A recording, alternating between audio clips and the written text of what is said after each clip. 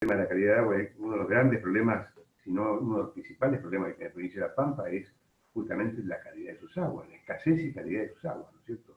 Que es lo que limita en mucho a muchas actividades, tanto económicas como actividades del propio consumo humano. Así que, Carlos, muchas gracias por haber aceptado la invitación. Esto integra un pequeño ciclo de charlas. Tenemos a Mariano Plas, que es de la zona de Corfo, de la provincia de Buenos Aires, que dentro de unos 2 semanas va a dar una charla con respecto a la problemática que tienen ellos en la zona de riego de Pedro Lugo, allí. Y después también tenemos una charla prevista con la gente del INTA de 25 de mayo en La Pampa, que vamos a tratar de que nos expliquen la situación actual de 25 de mayo, del área de riego, y los emprendimientos que están sucediéndose allí, que es una zona que hay un progreso bastante visible. Así que nada más que eso, los invitamos a participar también. Vamos a avisar a través del mismo medio. Muchas gracias. Bueno, buenas tardes. No sé si, para asegurarme, yo les pido, por favor, si pueden silenciar los micrófonos. Estoy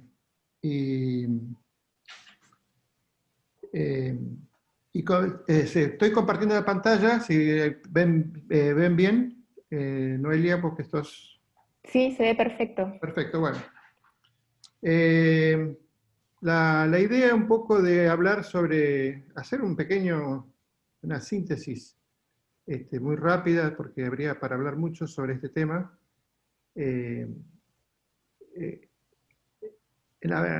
Fundamentalmente estamos hablando de un recurso que es esencial para la vida, ¿cierto? Para otros usos también, pero bueno, en este caso nos vamos a referir el agua potable, o sea, la calidad del agua para las personas. Y tomamos una zona que estamos estudiando, o sea, un grupo de personas, o sea, yo soy uno más, pero bueno, hay bastante gente que ha estudiado, y bueno, sigue estudiando, o sea, mayormente son del grupo de hidrogeología de la facultad. Entonces vamos a empezar a...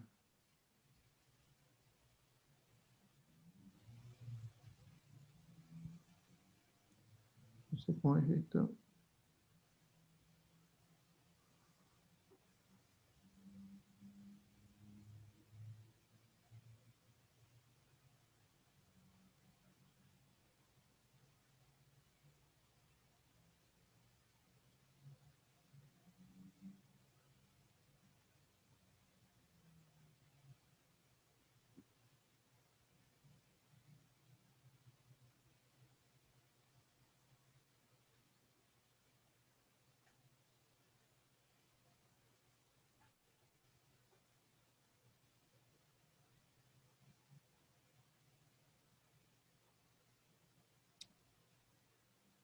Bueno,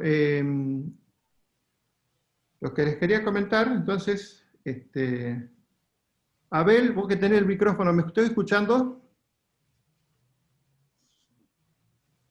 Sí, te estoy escuchando. Perfecto, gracias. Era eso nomás porque apreté un botón que no debía. Bueno, la población de La Pampa, digamos que este es un pequeño resumen, ¿cierto?, de la situación, de la cantidad de habitantes y fundamentalmente está actualizado al 2020 y lo que nosotros estamos trabajando sobre un total de 147.264 personas, que significan el 41% de la población de toda la provincia.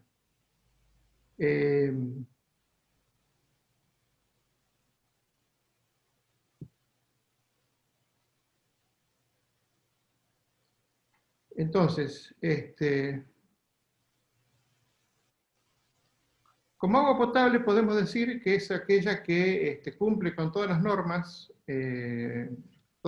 vigentes por las normativas de calidad de agua. Entonces, de alguna manera, nosotros utilizamos el Código Alimentario Argentino como normativa, digamos, básica, ¿eh? Y en base a eso es lo que nos vamos a referir entonces para llevar adelante esta presentación. La normativa de calidad de aguas habla de todos estos elementos, pero bueno, en general no hay un gran conocimiento de ellos, pero podemos aclarar de que hay algunos elementos que son que nos causan problemas en la zona, como es el arsénico, el flúor, pero también, digamos, en menor medida, o digamos, no sé si está en menor medida, pero en este caso yo no lo voy a tocar, vamos a referirnos solamente al flúor y el arsénico. Están los nitratos y los nitritos que hoy en día se han empezado a difundir muchísimo, basándonos en que por la contaminación. Entonces vemos que el arsénico, bueno, esta normativa, que después la vamos a comentar mucho más profundo, está regida, ¿cierto?, en este Código Alimentario. Algo importante que tenemos que ver en todos estos temas es que es la proyección que tienen que tener los servicios de agua potable, como cualquier uso del agua, es una planificación, la gestión y la planificación, o la planificación y la gestión del agua, por lo menos a una cierta cantidad de años. Teniendo en cuenta los valores que nos da el INDEX, fíjense ustedes que La Pampa, para el 2025, tenemos una población, no hay un gran incremento en la población, sino que lo que sí tenemos es un pequeño porcentaje, que estábamos hablando de un 41,03 a un 40,52, o sea que no hay eso sobre el total, ¿cierto?, que hay en cada uno de los años. O sea que si hablamos en números reales, no va a haber una gran proyección de la información. Pero sí, por departamentos, tenemos el departamento Maracó, que es uno de los donde está General Pico, es quien desnivela todo el sector, ¿cierto? Pero tampoco hay una gran proyección para el 2025. O sea que, digamos, podemos tratar de hacer los volúmenes más, o sea, un cálculo mucho más exacto. Bueno, pero ¿qué pasa? Hay una demanda de agua que cada vez es mayor, digamos, por cierta cantidad de variables que tiene la vida cotidiana. O sea, hace 20 años se calculaba de una manera, hoy se tiene que calcular de otra. Los usos del agua son, digamos, mucho mayores, tenemos una mayor tecnología, y por lo tanto tenemos mucho más, el uso es mucho mayor, pero estamos en una zona que tenemos que estar atentos a esta explotación, ¿cierto? Porque vamos a ver que se está produciendo alguna crisis en el sistema, y eso es lo que nos lleva a ver. Bueno, primero tenemos que ubicarnos, ¿dónde estamos ubicados hidrológicamente dentro del contexto del país? La provincia de La Pampa está digamos, en un extremo, ¿cierto? En un extremo de la llanura chacopampiana, que es una de las llanuras más grandes que hay. La llanura chacopampiana, digamos, o la llanura pampeana en sí, casi, digamos, andamos rondando casi los 2 millones de kilómetros cuadrados. En ese contexto, el mayor acuífero que tenemos, que es uno de los más grandes que hay en el país, alberga a esta agua que tenemos nosotros, esta agua subterránea que podemos usar. Entonces, pero toda esta continua, ¿cierto? Continua llanura se ve afectada, no en todos lados, pero sí en gran parte por la calidad del agua, no tanto, digamos, el volumen, sino la calidad. Y fundamentalmente en esta región de la zona donde nosotros estamos, tenemos digamos, algo que nos complica más, que es la baja permeabilidad de los acuíferos, lo que nos trae una serie de consecuencias que no solamente los bajos caudales, sino también se incrementan en estos valores de arsénico y otros oligoelementos. Bueno, las provincias más afectadas son Córdoba, Buenos Aires, Santa Fe, La Pampa y generalmente las del noroeste. Acá la estamos viendo, la llanura, todo esto. Pero bueno, en este caso, fíjense ustedes que esta es la llanura pampeana, donde más o menos las características hidrogeológicas son las mismas. Y acá tenemos el acuífero pampeano. Bueno, esto coincidimos mucho con un gran estudioso de todo este contexto del arsénico y de otros oligoelementos, como fue, digo fue porque hace poco nos dejó, el doctor Hugo Nicoli, del Instituto de Geoquímica del CONICET, ¿cierto? Donde él, digamos, plantea 4 escenarios complicados, de los cuales uno, fíjense ustedes, que está casualmente en el norte de la provincia de La Pampa. Él dice que la moderada toxicidad de arsénico, flúor y otros oligoelementos traza en la llanura chacopampeana hace que se vean, o sea, que tengamos limitado el acceso al agua potable. Hay una heterogeneidad en las concentraciones, o sea, el acuífero pampeano, bueno, los valores son muy aleatorios, también en el acuífero Puelches, pero fundamentalmente él plantea que el vidrio volcánico de composición rolítica está presente en ese acuífero pampeano, mayormente del Loess, es la que provee de estos elementos, fundamentalmente cuando son de fracciones de arena y limos y arcilla, que es exactamente lo que nosotros tenemos en toda nuestra región. O sea, es una continuidad de acá. O sea, cuando llamamos acuíferos, es el acuífero pampeano que tiene distintos sectores y que varía mucho en su contexto geomorfológico, hidrogeológico, hidrológico, etc. La provincia de La Pampa tiene varias, digamos, varias entradas de agua potable, varias entradas digo, en el contexto general de toda la provincia. O sea, el agua subterránea es una. También tenemos agua que viene del río Colorado, agua que viene de agua de Torres, que provee ciertas localidades, distintos acuíferos, distintos acueductos, uno de Mendoza, de Punta de Agua, de Puelén, de Casa de Piedra, o sea, digamos, está repartido en este contexto, y generalmente por todo esto estamos hablando de agua superficial, ya sea del río Colorado, que llega hasta Santa Rosa, el acueducto, con 20 y pico de localidades servidas, y otros acueductos que vienen ya sea de algún manantial, o de Casa de Piedra, pero, digamos, la zona que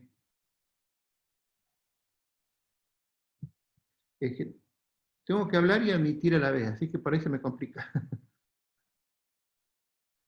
La zona que nosotros vamos a ver está enmarcada en este contexto donde ustedes ven una línea azul que es una futura traza del acueducto que está proyectado. No sabemos para cuándo, pero está proyectado. Pero en este momento es totalmente el agua subterránea la que, más allá de las características que tiene, es la que abastece a toda esa zona, a los 147.000 habitantes.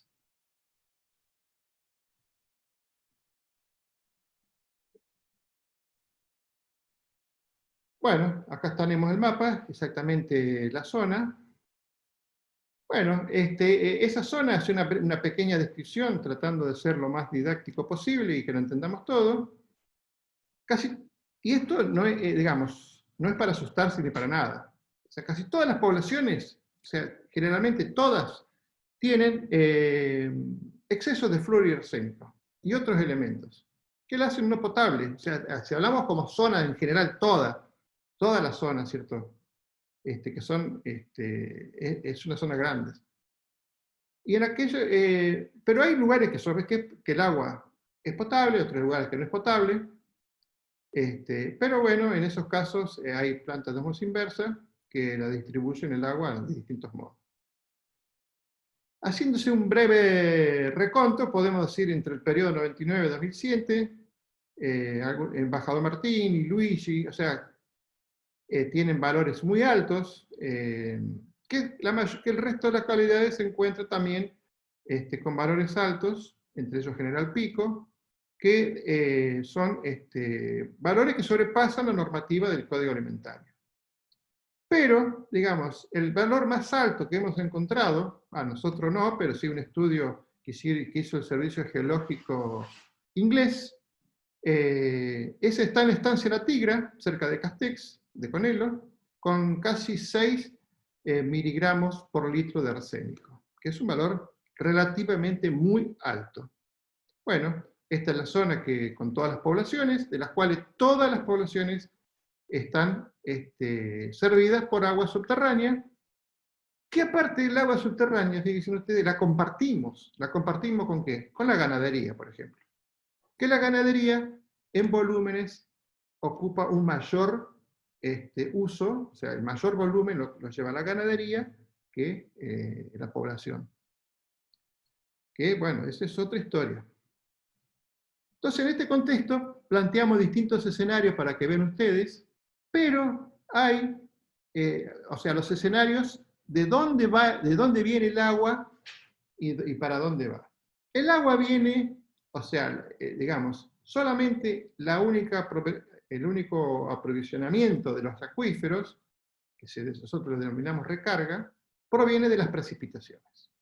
Y después, una vez que está en el acuífero, empieza a moverse de un lado hacia otro, que son estas pequeñas líneas con la flechita, pero todo tiende a escurrir, fíjense ustedes, son el periodo 82, 95-2005 y para el periodo 2014-2015. Esto lo hicimos en un trabajo muy grande que todavía estamos haciendo para la provincia, que se llama Inventario de los Recursos Hídricos de la Pampa.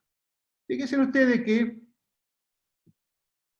¿y por qué digo esto? Porque hay una relación muy directa entre la calidad del agua y el movimiento del agua subterránea. Entonces, esto lo que hace es, estos niveles, o sea, estos flujos de agua, de qué manera el agua se mueve de un lugar a otro. Entonces ya vamos a un esquema simple de cómo es en general en todos lados, ¿cierto? Donde los pozos, que hay una población cercana. O sea, tenemos la precipitación, en muchos lugares, bueno, hay una infiltración, ¿cierto? A los 2 metros, pues generalmente hay una capa de tosca, que encima esa capa de tosca, ¿cierto? Nos dificulta la infiltración. Hay una recarga, o sea, el agua sigue su curso, hasta llegar al acuífero. Después tenemos la salida, que son la evapotranspiración, y en ese contexto es donde hacemos toda la explotación del agua subterránea. O sea, con un pozo y, digamos, una bomba, y de acá se extrae el agua. Bueno, esto es un esquema, digamos, simple, y para ponerlo en el contexto de los cuales nosotros podemos resumir cómo es el perfil en los cuales está todo en los sistemas de abastecimiento de la zona. Entonces acá ya vamos a algo más real, que es de qué manera se comporta el acuífero. Bueno, partimos en general para toda la zona unas recargas entre 60 o menos, en algunos casos menos, pero bueno, promediando son 60 a 115 milímetros. O sea, que por año de las precipitaciones, estos valores son los que se van a alojar en este acuífero. Este gris menos claro vendría a ser lo que nosotros llamamos formación Junín, o lo que son las arenas de los médanos, o sea, que generalmente todas las explotaciones están asociadas a los médanos. ¿Por qué? Bueno, porque es una fácil infiltración, es más permeable, y no hay una manera de que, o sea, lo que evita la evaporación rápida, ¿cierto? Entonces, los pozos, digamos, se hacen de esta manera. Esto es un corte real, ¿cierto? Tenemos 7 pozos, pero en general a veces las lluvias, ustedes saben que hay una variabilidad en el tiempo de las lluvias. Por lo tanto, va a haber una variabilidad de la recarga. Por lo tanto, los niveles del agua, lo que le llamamos el nivel freático, el nivel piezométrico, o lo que generalmente se lo conoce como napa, está, tengo la flechita, acá, en distintos lugares dependiendo de esa variabilidad de la lluvia. Entonces tenemos, por ejemplo, en este caso, un nivel freático 1, un nivel freático 2, que es la línea de puntos,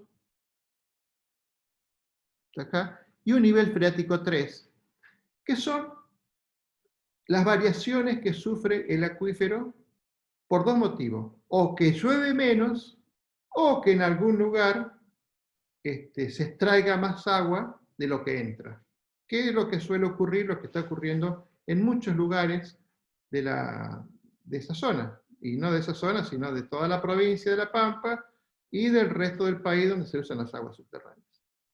Entonces eso nos da un contexto de la zona de recarga, que son neta, la recarga, aguas bicarbonatadas cálcicas, que son muy pocas las que tenemos, asociadas a aguas de muy baja salinidad, sin arsénico ni flúor y totalmente aptas para consumo humano, que en algunos casos afloran. Entonces estas son las lagunas, que cuando pasan a un nivel piezométrico o un nivel freático 2, desaparecen esas lagunas. O sea, cuando vemos una laguna y el tiempo no está, es porque no hay un aporte del acuífero. Y ya cuando, digamos, hay una explotación muy grande, estamos a una profundidad mucho mayor, que puede ser natural también, pero si lo natural está asociado a ciclos secos, se nos complica la cosa. En este contexto de la verticalidad es donde en esto aparecen y empiezan a subir, ¿cierto? Y a entrar el flúor y el arsénico, que está asociado a aguas bicarbonatadas sódicas y más bien a otros elementos, pero digamos que ya nos salimos de los médanos, ¿sí? Y nos vamos a lo que realmente llamamos pampeano. Y la verticalidad del pampeano es muy compleja y es anárquica por ahí, y entonces eso en el tiempo, esto se llama, en la gestión del agua, es cómo podemos hacer, hay dos formas, o sea, cómo podemos hacer para evitar que pase esto en forma artificial, o sea, por el hombre. Por ejemplo, esto es una sobreexplotación del acuífero. Entonces, en este caso, este pozo está totalmente en los médanos, en la formación arenosa, pero este pozo y este pozo están totalmente en el pampeano. Inclusive este está mucho más profundo y este mucho más profundo. Entonces a veces la profundidad de los pozos, de los cuales se construyen en la zona, es relativa, ¿cierto? No es que porque, digamos, decimos que a los 19 metros no va a haber arsénico, pero 19 metros ¿de qué? Bueno, y ahí entra a jugar que estamos 19 metros, acá es una cosa, acá es otra y acá es otra, ¿cierto? Entonces, los 19 metros tenemos que ver en qué forma lo hacemos. Y acá vemos en los registros anuales, o sea, los registros en el tiempo, de pósitos que se llaman piezómetros, que llevamos, que se lleva los, digamos, naturalmente, sin influencia de los bombeos. Fíjese que naturalmente hay, los ciclos, bueno, acá no lo veo bien, tengo que correr esto.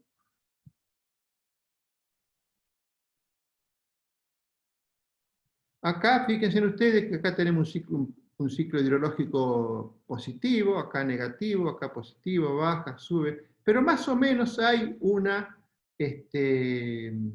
digamos, una similitud en esos ciclos. Una cosa es que hagamos un pozo en esta época, que lo hagamos acá.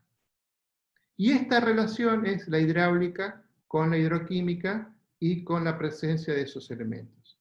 Y acá lo vemos con las lluvias. Fíjense ustedes, en este caso tenemos los piezómetros, en general pico, y las precipitaciones. Hay una respuesta de la recarga hacia las precipitaciones. Bueno, en todos lados más o menos responde a lo mismo. En ese contexto, tenemos uno de los elementos más problemáticos de la zona, que es el arsénico. Que el arsénico, digamos, tiene buena correlación positiva. Se me fue. Esperen un cachitito.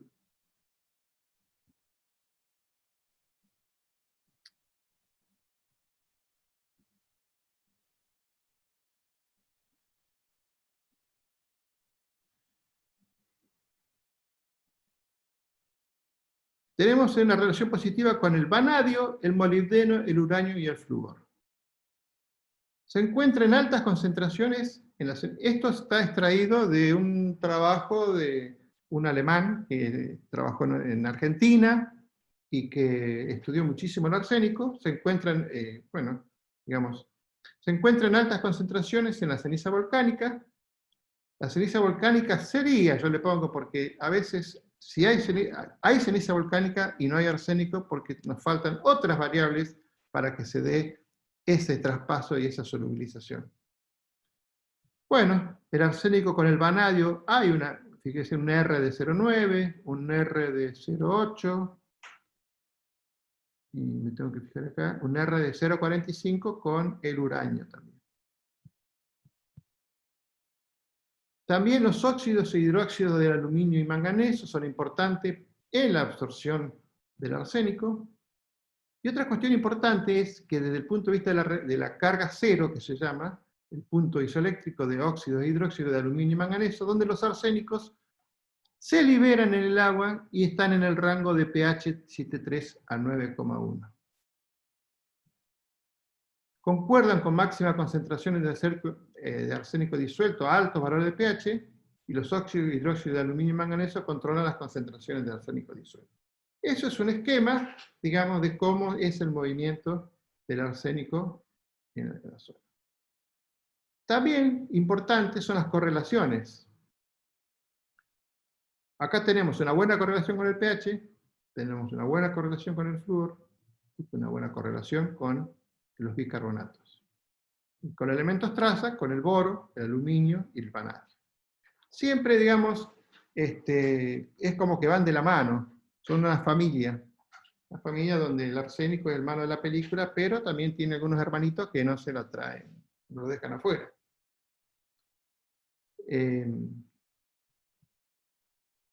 Bueno, visto de otra manera, la correlación arsénico-pH, correlación arsénico-bicarbonato, arsénico-flúor y arsénico-vanadio. Con el boro, con el molibdeno no hay una correlación importante, con el berilo tampoco, y con el uranio más o menos son amigos, digamos. No hay una gran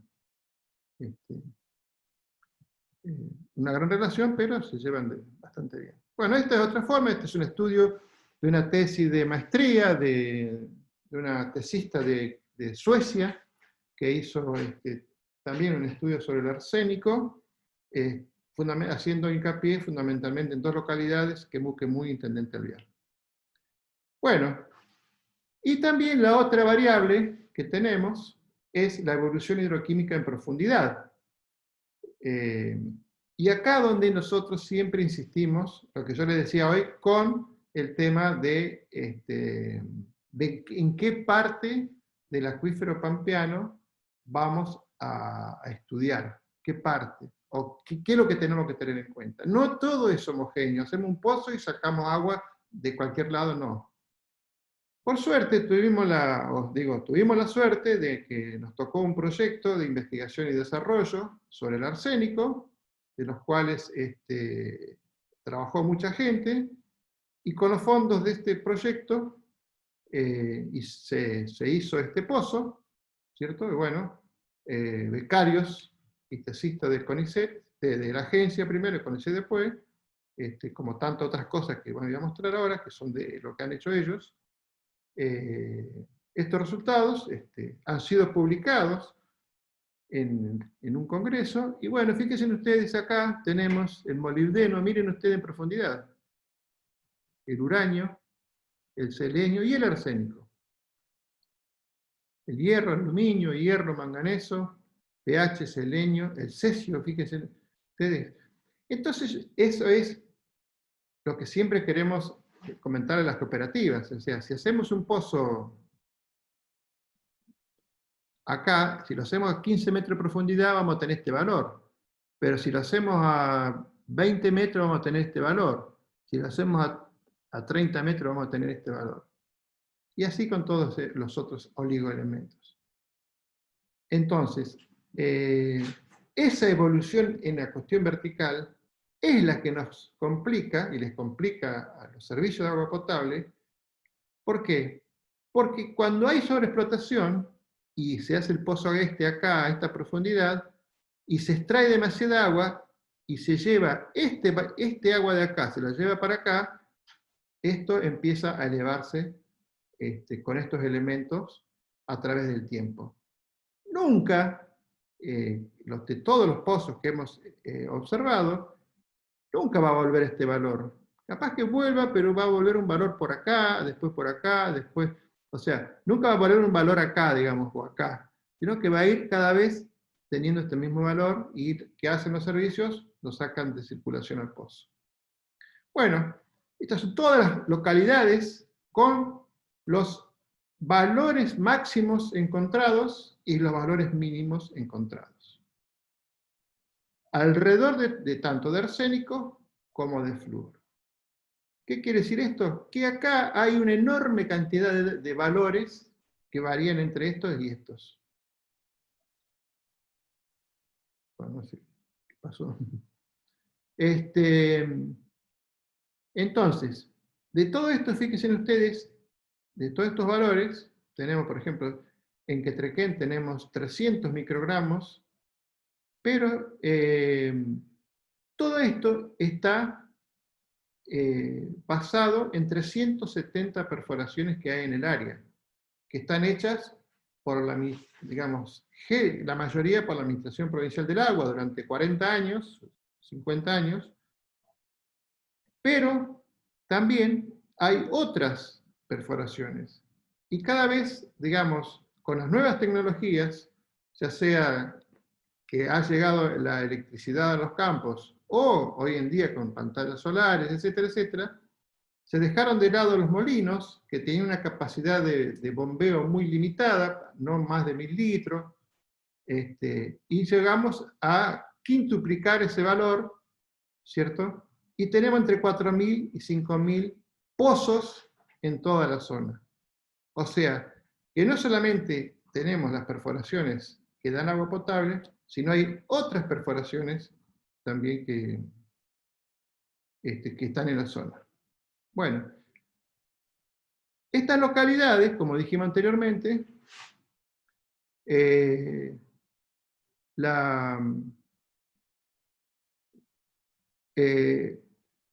que tienen exceso de estos oligoelementos, tienen plantas de agua de osmosis inversa, que entregan agua a la población de diversos modos, van a buscarla a la cooperativa, o la reparten, y bueno, hay como cerca de, acá no sé, tenemos varias, hay bastante plantas de osmosis inversa. Pero también tenemos otros valores que hemos extraído con otros trabajos. Ya les digo, acá hay mucha gente que trabajó, y acá tenemos estos valores de otros pozos aleatorios, que no vamos a decir dónde están, pero fíjense ustedes que tenemos los valores muy altos de valores. Si estamos hablando, hoy hablamos de 10 microgramos o 50, depende cómo se observe, 177, tenemos 127, tenemos 127, pero también tenemos exceso de boro, vanadio, selenio, estroncio, y de flúor también valores importantes. Más pozos, también con los mismos, arsénico, selenio, estroncio, fluoruro y vanadio. El selenio es un elemento que también está bastante complicado, bueno, en estos casos no, pero sí en otros, pero el estroncio, fíjense, tenemos valores hasta de 3.385 microgramos, son valores muy altos. Bueno, de flúor y vanadio también. Entonces todo esto nos lleva a que se puede estudiar la evolución en el tiempo. Entonces lo que yo les decía, ¿cierto? Cuando se hizo el pozo, en el año 99, no llegaba a 1 miligramo por litro de flúor. Y en algunos casos ya llegó a 3, bueno, ahora bajó y está en 2,5. Pero nunca va a volver a 1. O sea, sube, se ve que lo paran al pozo, vuelve, y vuelve a subir, y vuelve a bajar, pero siempre queda en altas condiciones. Bueno, acá más o menos lo mismo. Acá lo mismo. Bueno, son más o menos calcados todos los registros de los pozos. Para el arsénico exactamente lo mismo. O sea, acá está totalmente excedido. Estamos hablando acá en Quemú, en Arata, en Cornelo, en Eduardo Castells. Todo esto tiene, salvo Quemú, pero fíjese Quemú que en este momento, que este pozo, el 10, está excedido en arsénico. O sea, pero en algún momento no estuvo excedido. Pero ahora volvió y ya está de vuelta arriba. Entonces, y el otro tema que también es importante destacar, bueno, acá tenemos un gráfico normal del arsénico, desde el año 79 hasta el 2015, también las variaciones. Todas estas variaciones implican también de que hay una relación, todas esas relaciones que decíamos, con la recarga y con la explotación. Son las dos variables de salida del agua subterránea, ¿cierto? O sea, la entrada de la recarga del acuífero, y la salida es, ya sea o baja el nivel porque baja la recarga, o hay una sobreexplotación. El arsénico tiene digamos, unas características de oxidación particulares. Entonces, pero el comportamiento vendría a ser en dos formas: arsénico más 3 y arsénico más 5 en su estado de oxidación. Según la bibliografía, el arsénico problemático es el arsénico más 3.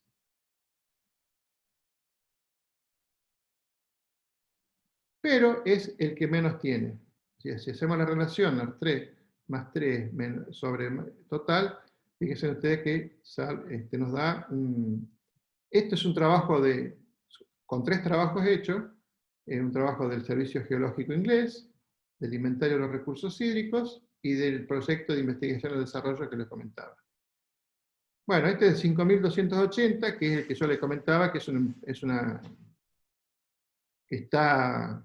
un valor único que hay en toda la zona. O sea, hay valores altos, pero estos valores 5.200, 5.600 son los valores más altos que hemos encontrado. Bueno, para poder hacer todo eso, se instalaron, en parte del trabajo es la recolección de los datos, y en eso tenemos que agradecerle a las cooperativas, fundamentalmente, a la cooperativa y a la municipalidad de Quemú Quemú, a la municipalidad y fundamentalmente a la cooperativa de Intendente Alvear, a la cooperativa de Arata, bueno, y en el pabellón sur, y acá donde hacemos tres tipos de mediciones fundamentales. Todo lo que es la meteorología a través de estaciones meteorológicas automáticas, ¿cierto? Donde de alguna manera nos sirve para estudiar la recarga del acuífero. Otro método que es el método de balance de masa de cloruros, que necesitamos el dato de lluvia del cloruro, ¿cierto? Y también se hacen isótopos ambientales, y en algunos casos hacemos el tritio, que es un isótopo radioactivo. Bueno, acá tenemos, y también la instalación de algunos lignígrafos, como estamos en el caso de Arata, en el caso de Intendente Alvear, en el caso de Quemú Quemú, ¿cierto?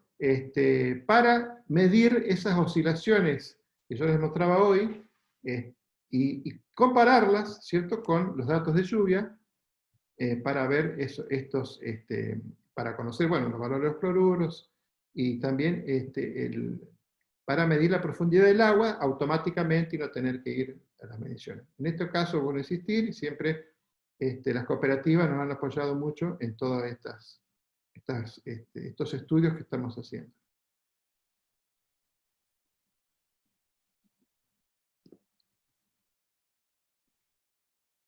Bueno, tengo dos rayas rojas que no tengo ni idea cómo se pusieron ahí. La gestión del agua potable, o sea, esto es una síntesis muy sencilla de lo que es la calidad del agua, pero la calidad del agua de alguna manera está muy ligada a la gestión. O sea, ¿por qué digo la gestión? Porque es la que es el consumo. O sea, si hay explotación de agua es porque hay alguien que la consume. Y si hay alguien que la consume, tiene que saber en qué situación estamos. Estamos en una situación complicada, en una región, digamos, de transición entre subhúmeda a semiárida, en parte húmeda, podemos decirle, pero con grandes variaciones climáticas, y esas variaciones climáticas se complican a la hora de poder tener más o menos aguas. Entonces la gestión que llevan adelante el servicio, los que tienen el servicio de agua potable, es fundamental. Entonces tenemos la situación hidrológica, la situación institucional, una situación económica y legal, porque también, digamos, el sistema tarifario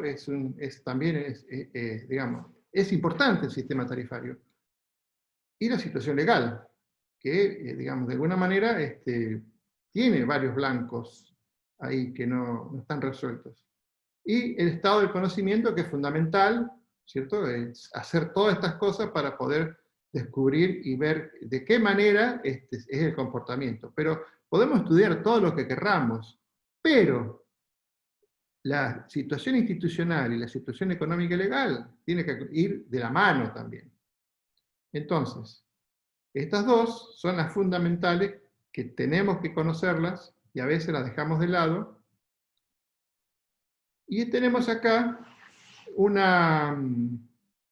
digamos, un esquema de qué manera hay una relación entre la precipitación, las concentraciones de arsénico, flúor, el consumo, y la situación social, la cultura del agua, la cultura de la gente, digamos, la educación ambiental que tienen. Y bueno, esto es un círculo, es un círculo. ¿Por dónde empezamos? Bueno, vamos a empezar por las bajas precipitaciones. ¿Qué pasa con las bajas precipitaciones? Las bajas precipitaciones también, de alguna manera, tenemos que relacionar con las tarifas. Si se conjugan con unas bajas tarifas, vamos a tener una alta demanda de agua. ¿Por qué? Bueno, porque cuando no llueve, ¿qué hacemos? Llenamos las piletas, Se riega en los patios, en las calles, al vecino, al perro, a todo. Entonces, esas bajas tarifas no nos acompañan y eso es lo que va a traer un aumento en las concentraciones de flúor, arsénico y otros oligoelementos que están menos estudiados. Y volvemos a lo mismo. Después podemos jugar con esto. Si las precipitaciones son altas y las tarifas son bajas, no va a haber una alta demanda de agua. ¿Por qué? Porque no la vamos a necesitar para el riego, solamente para el consumo. Entonces, esa baja tarifa no nos va a incidir en este aumento de flujo arsénico. Si tenemos bajas precipitaciones y las tarifas son las adecuadas, la gente se va, de alguna manera, hay una baja en la demanda de agua, no tanta como cuando hay altas precipitaciones, pero sí, digamos, la gente se cuida más en aquellos sistemas que son totalmente medidos. Si no son medidos, la gente consume lo que quiera. Bueno, y entonces va a haber una regulación del aumento de flujo arsénico. Y así podemos ir jugando, y este círculo es lo que nos llamamos la gestión del agua, ¿cierto? Y que está regulado fundamentalmente desde el punto de vista económico. Desde el punto de vista legal, estos blancos que yo le digo, bueno, esto tendría que haber venido después, pero se me fue ahora. La entrada de agua subterránea para la zona, esto es cuando puede haber un refuerzo de otro lado. Esta es la entrada a un organismo, pero ¿de dónde viene? De una zona cercana que tiene agua potable. ¿Hasta dónde llega la responsabilidad del Estado, que es el dueño del agua, y el distribuidor, que puede ser una cooperativa, un municipio, etc.? Bueno, acá tenemos la primera incógnita. ¿Cuál es el límite entre uno y otro? Porque esa distribución, tenemos un uso doméstico, que se llama, que está dentro del sistema, ese uso doméstico va directamente a las plantas de tratamiento, y un uso puertas afuera, que se llama, que se usa para riego, para lavar los autos, llenar las piletas, que está fuera del sistema. O sea que teóricamente esta entrada que está acá va al uso doméstico, al sistema de distribución, y tiene que casi coincidir con esto que sale acá. Pero nunca coincide porque tenemos esta cantidad de agua que se va fuera del sistema. Bueno, entonces, la primera incógnita es, ¿le corresponde al servicio mantener todo esto? ¿O es el Estado quien tiene que entregar el agua en puerta, como hace con la energía, y es el sistema de distribución quien tiene la responsabilidad solamente de distribuir y no la responsabilidad de la captación? Bueno, eso es una incógnita y este es el primer blanco que tenemos.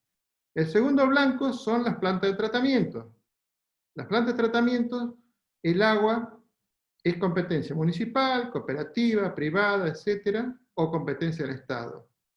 El agua residual es del Estado y el Estado la concesiona para usos, por ejemplo, de riego. Por ley, como el agua esta es del Estado, el agua que sale por acá también es del Estado. Entonces también hay un límite en la responsabilidad. ¿Hasta dónde tiene competencia la cooperativa? ¿Hasta dónde tiene competencia el Estado? Otro blanco. Y el otro blanco es el vertido, que, como les decía anteriormente, el Estado es el dueño.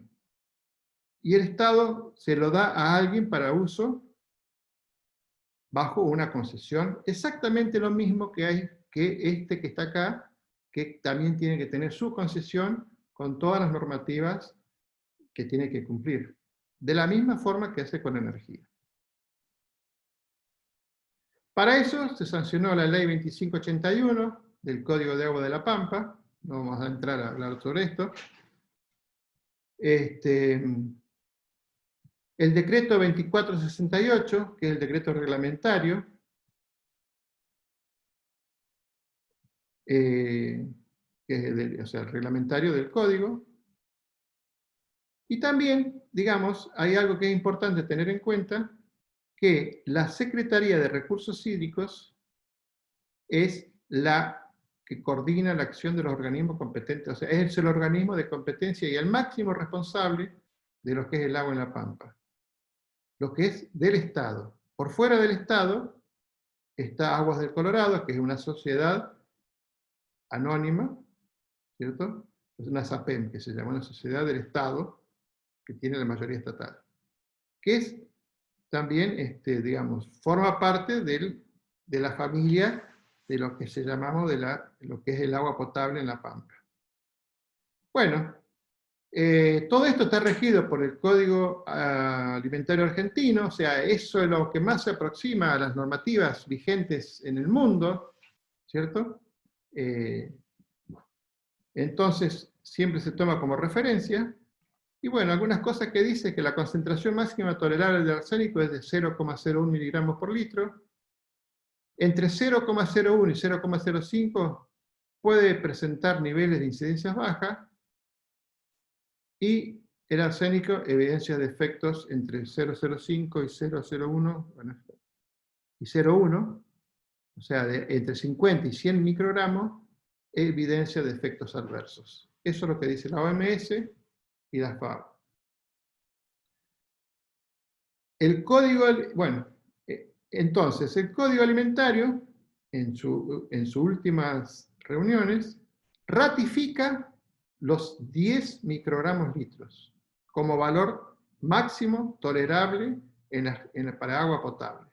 Pero, si no tenemos 0,1, o sea, si no tenemos 10 microgramos, bueno, por lo menos tengamos 50, no más. Y vimos que los valores en la zona distan bastante de tener 50 y nos cuesta llegar a tener los 50. Entonces, estamos en un problema, digamos, estamos ahí en el límite de entrar en un problema serio con respecto a la calidad de agua si no se busca una solución, bueno, que sea. Bueno, las conclusiones rápidamente son, estamos ubicados en una zona donde las precipitaciones son variables, que juegan gran importancia, es la única entrada al sistema, que es de suma fragilidad. Es la única fuente para el norte de la provincia, las aguas subterráneas, que así con todas las limitaciones que tiene, es la única que hay, y es con la única que se está manteniendo todo el sistema, no sea de agua potable como el sistema productivo. Las concentraciones de flúor, arsénico, selenio, vanadio, molibdeno, uranio, hay muchas que están muy elevadas, por encima de los valores del código. Se viene observando un incremento en los valores de arsénico y flúor, o sea que ya es sabido, ya vimos que hay un incremento muy grande. Desde que se hicieron toda esta perforación hasta ahora, estamos, digamos, perdiendo capacidad de volúmenes de agua por la intrusión de arsénico, flúor y otros elementos, lo que cada vez disminuye ese volumen para poder ser dotado a las poblaciones. Bueno, la caracterización hidroquímica muestra que las aguas de recarga se corresponden a...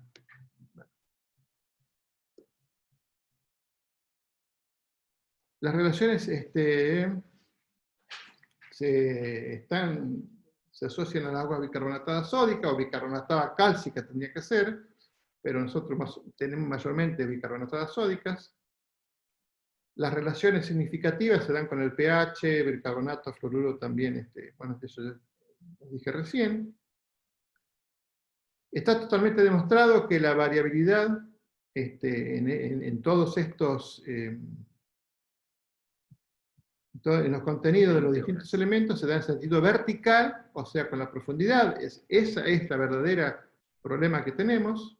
La respuesta del acuífero a los bombeos por encima de lo calculado, los estudios muy sensibles, o sea, cuando hace un cálculo de la explotación de ese pozo, si, digamos, explotamos ese pozo de más o mayor cantidad de horas de lo que rápidamente empieza a introducirse la elevación de los tenores de flúor y de arsénico. Y por último, bueno, hay algo que...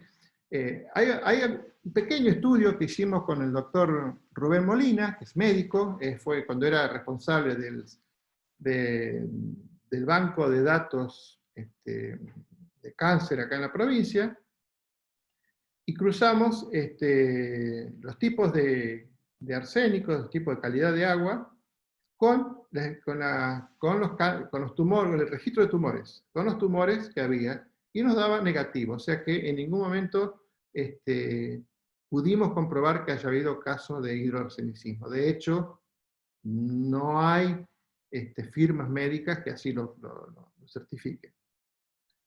Bueno, porque, bueno, una de las hipótesis que se da también en bibliografía es que la mayoría, como dijimos anteriormente, más del 90 y pico % corresponden al arsénico pentavalente, y eso está demostrado en todos los antecedentes, en Smedley, en Anna Aullón, donde también comprobaron exactamente lo mismo.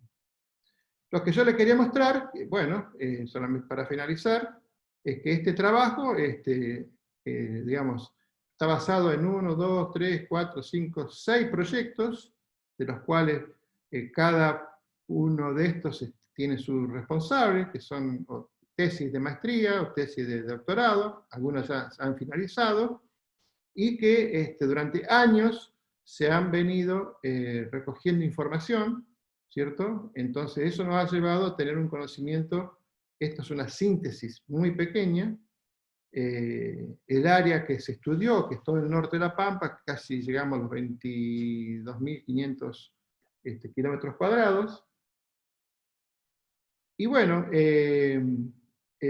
o sea que esto es tarea, lo que yo estoy poniendo ahora, de un grupo de trabajo, que es muy importante, más algunos antecedentes como el Smedley y otros, Nicoli, que estuvo también participando, que aportaron mucha información, Ana Aullón con su tesis de maestría, y en el inventario de los recursos hídricos de la provincia.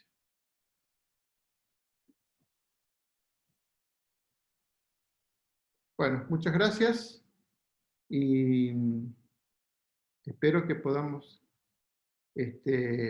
hacer algunas preguntas, y ya dejé. Bueno, Carlos. Noelia, sí, ahora sí. Sí. Alexis tiene una pregunta, dice, tengo un pozo de 8 metros y un pozo ciego a 35 metros. ¿Puede ser que los nitratos den altos por ese motivo?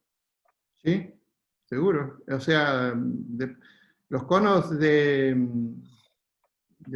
presión posiblemente esté alcanzando y aumente el gradiente hidráulico, por lo tanto, depende de cómo esté, si está en zona de flujo del pozo ciego hacia el pozo, pero bueno, es muy posible que sí. Bien, después otro comentario de Laura Wisner que dice, gracias por la exposición, Carlos, y a las y los asistentes. Tengo un compromiso asumido con anterioridad, saludo y hasta siempre. Después otra persona pregunta, Carlos, una consulta, en Quemú están terminando de construir las cloacas. ¿Cómo podría reintroducirse o reutilizarse esa cantidad de agua en el sistema? Muchas gracias. Bueno, yo no soy especialista en el tema. Hay gente que, o sea, generalmente en nuestra provincia, casi diríamos 90%, está, las plantas de tratamiento son lagunas facultativas, primarias y secundarias, con una reducción, ¿cierto? No mucho de la carga orgánica, y bueno, yo creo que para hacer un uso concreto habría que tener cuidado por el hecho de que no afecte algún agua subterránea o algo que esté cerca y que se pueda ser utilizada. Que ya pasó en Pico, por ejemplo, los primeros 5 pozos de agua potable de Pico tuvieron que ser desestimados porque se contaminaron por los sistemas de las lagunas facultativas de las placas. Generalmente se usa para riego, es eso.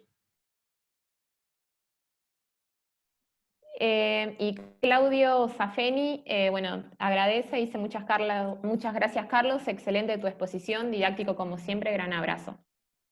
Martín Berongaray opina, muy buena exposición de gran nivel, te entendí que se está extrayendo en el país más de lo que se recarga.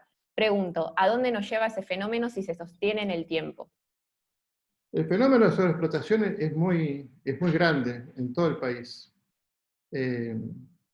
Veo alguna gente que conozco que ya hemos charlado mucho. La sobreexplotación se da de distintas formas y no hay una regulación. O sea, el sistema, con Martín, el sistema legal en nuestro país es muy flojo.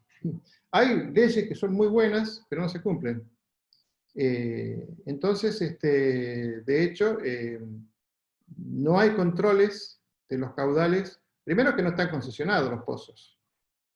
Entonces, segundo, que no hay registro de caudales, o sea, no hay un registro de uso y una imposición de que, salvo algunas provincias y algunos lugares. Pero en general no hay control de los caudales que se extraen en los pozos. Y eso lleva a una sobreexplotación que se da en muchísimos lugares, muchísimos. En nuestra provincia nomás tenemos. Todo este ascenso de flúor arsénico, gran parte se debe por la sobreexplotación. Y eso lleva a que no hay vuelta atrás, ¿cierto? No hay vuelta atrás.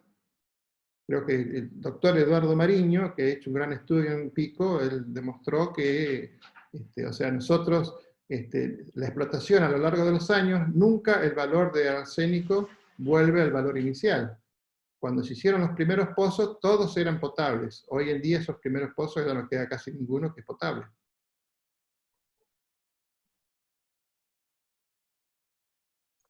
Bueno, y por ahora no hay más preguntas. Bueno, si hay alguien que se quedó y quiere habilitar su micrófono, estoy dispuesto a contestarle, o quiere dar alguna opinión, no hay ningún problema. Acá hay otra, perdón, de Héctor Gómez. Carlos, muy buena exposición.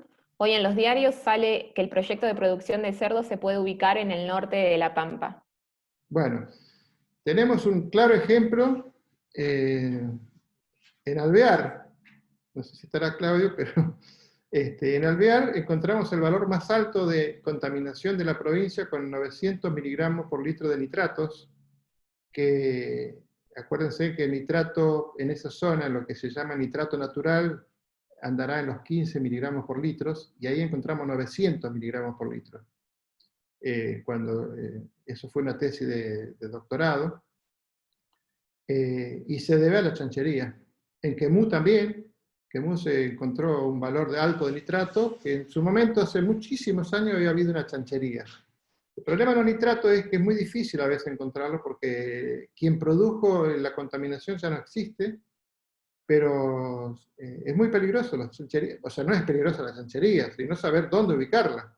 Y eso se llama ordenamiento territorial, que es lo que creo que nos debemos tener, o sea, saber dónde tiene que ir cada cosa para digamos, no alterar el ambiente. Y eso es lo que no... o sea, el riego, el riego en las zonas de riego, con gran cantidad de agua, o sea, cada vez se usa más el agua subterránea. Creo que ya hoy en día el agua subterránea los volúmenes de agua subterránea son mayores que los superficiales para riego, en gran parte de nuestro país.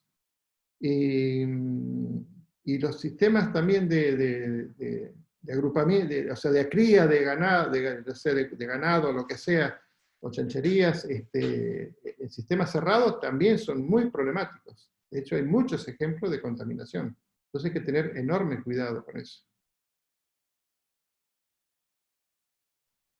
Carlos, Alexis, quien había preguntado sobre el pozo, pregunta si el agua es tratada por ósmosis, ¿se puede solucionar?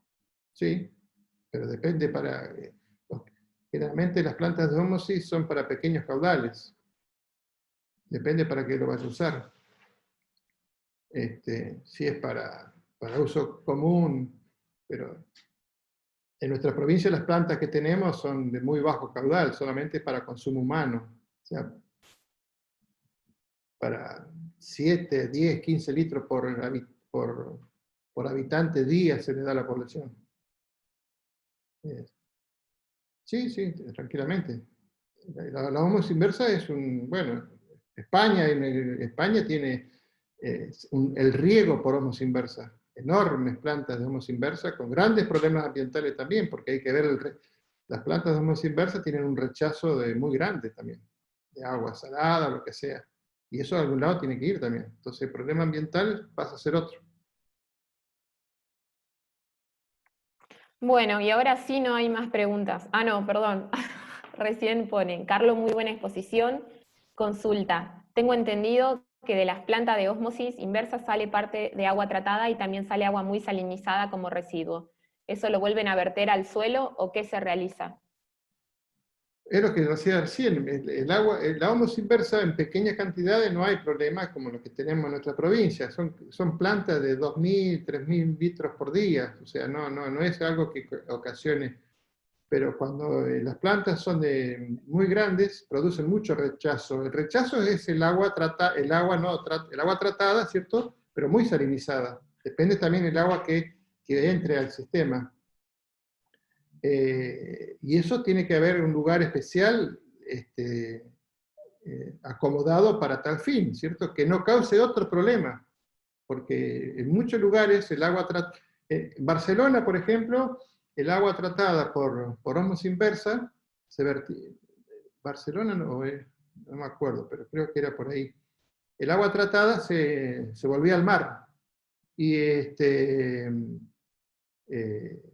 el mar, bueno, creó un bulbo de agua salada y bueno, el medio ambiente, o sea, el ambiente marino causó estragos. O sea, entonces tuvo que hacer pequeños vuelcos a medida de 8 kilómetros, era el ducto que llevaba el agua salada. Entonces, los problemas se van trasladando de un lado a otro. O sea, cuando solucionamos uno, traemos otro. Un comentario de Esteban Miguel dice que la ósmosis inversa es igual a alto consumo de energía, que nada es gratis, y un ejemplo del nexo entre el agua, la energía y la producción de alimentos, en este caso agua potable. Y ahora sí, hasta ahora no hay más preguntas. Bueno, entonces, Cacho, no sé si querés cerrar esto.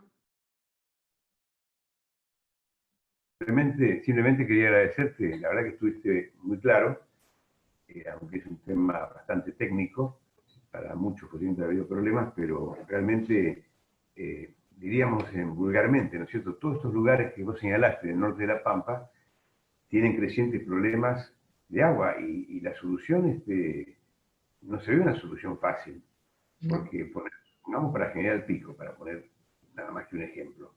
Nos dice, ¿cómo soluciona el problema de General Pico? Donde encima ellos quieren acrecentar, no solamente la población se crecienta, sino también se crecienta la actividad económica.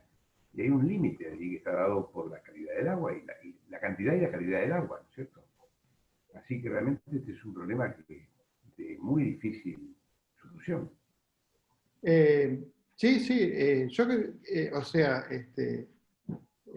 Pico resalta por la cantidad de habitantes que tiene para la zona,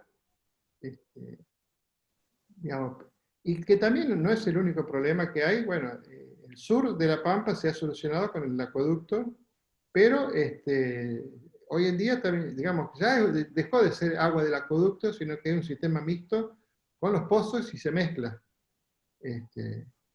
Lo que hace Santa Rosa, ¿cierto? Santa Rosa con el acueducto también trae de los pozos. Y el problema de Santa Rosa exactamente es el mismo.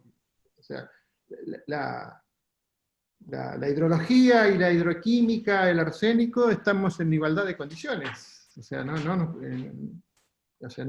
podemos... lo que pasa en el sur de Córdoba, lo que pasa en el oeste de la provincia de Buenos Aires, Santa Fe, Santiago del Estero, Chaco, o sea, entonces, nosotros tenemos que darnos cuenta, en primer lugar, dónde estamos viviendo. Estamos viviendo en una zona no es tropical. Entonces no pretendamos vivir de la misma manera, ¿cierto? Entonces, tenemos que dar prioridad al agua potable, y realmente. Y eso creo que va a ser muy difícil revertir esta situación porque no se puede volver atrás. Los sistemas, la naturaleza, le costó mucho tiempo tener agua potable en un lugar. Y nosotros en poquitos años lo hemos destruido. Entonces, volver atrás no va a llevar 30 años. No sé cuánto tiempo más va a llevar. ¿Y sabe cuál es el otro problema? No hay vacuna contra esto. Carlos, hay otra pregunta. De José María Galea. ¿Qué opina del crecimiento urbano hacia la zona de recarga en Pico? ¿Puede comprometer la calidad del agua junto con los feedlot y los criaderos de cerdo que hay en la zona? Totalmente. Totalmente. Bueno, no sé si estará Alfredo, pero lo puedo contar mejor, pero en su momento tenemos 2 ejemplos en la provincia de ese tipo, y otros más que habrá. En Quemú se loteó, o se quiso lotear, la zona de recarga del acuífero. Y fue la propia población la que lo impidió. Se hizo una audiencia pública y le pidió que no se hiciera, que no se loteara y que se hiciera, que no se hiciera el barrio que se iba a hacer. Y de hecho no se hizo. Distinto a lo que pasó en Hacha, donde sí se lotearon 80 terrenos, donde va a haber 80 bombas, 80 piletas, justo en el medio de la zona de explotación del acuífero, que da agua potable a la población.